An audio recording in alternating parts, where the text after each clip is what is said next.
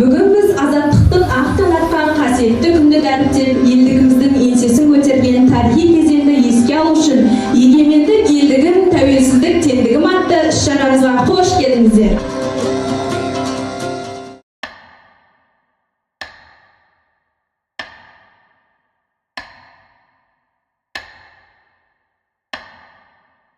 Бір-бірлерінде осы мектепте оқығанда әр қазақ мен жалғызым деген тұрғыдан қараңдар бір-бірлеріне.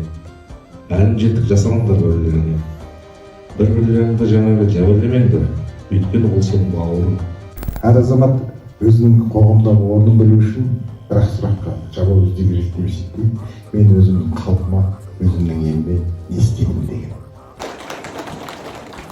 Біздің міндетіміз жастарға тәрбие беру, жеткізу, осы кісілердің жаңағы жақсы қызметке орналасып бітіріп қызмет істеуіне, отанға қызмет ету, міне осы жастардың қазір міндеті. Сонымен қатар өздеріңіздің отандарыңызға, мына Қазақстан Республикасына өздеріңіздің қазіргі кезде білімдеріңізбен жұмыс жасаңыздар. Жарай ма?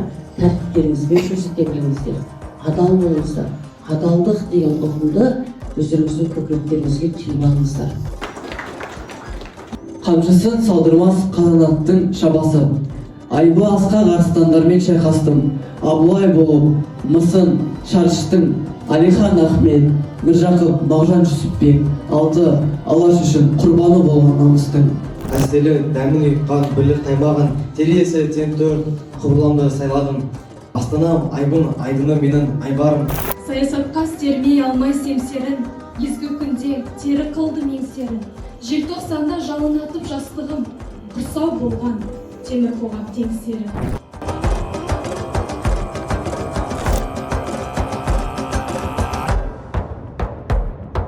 Шәкәрімді Абайды оқу керек. Бұл кісілердің айтқан қасиетті өсиет сөздері бізге дұрыс жолдан таймауға көмектесетін.